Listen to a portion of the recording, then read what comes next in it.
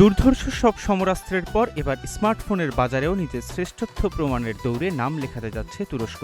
দেশটির প্রতিরক্ষা খাতের শীর্ষস্থানীয় প্রতিষ্ঠান আসেলসান, তুর্ক টেলিকম এবং টিটিটি ইনোভেশনের যৌথ উদ্যোগে তৈরি তুরস্কের প্রথম নিজস্ব স্মার্টফোন খুব শীঘ্রই বাজারে আসতে চলছে। জানা যায়, প্রথমে 3টি মডেলে এই স্মার্টফোনটি বাজারজাত করা হবে। তুর্কি গণমাধ্যমের প্রতিবেদনে বলা হয়, 2027 সালের শুরুর দিকে বাজারে আসতে পারে তুরস্কের তৈরি প্রথম স্মার্টফোন।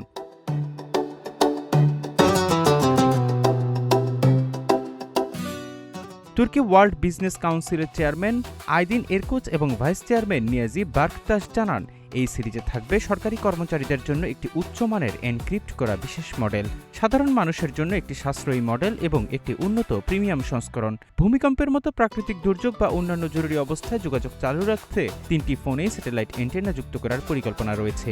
এগুলো পানি ও ধুলোবালি প্রতিরোধক হবে এবং জাতীয় নিরাপত্তার স্বার্থে গুরুত্বপূর্ণ সফটওয়্যারগুলো এনক্রিপশন সহ নিজস্ব প্রযুক্তিতে তৈরি করা হবে।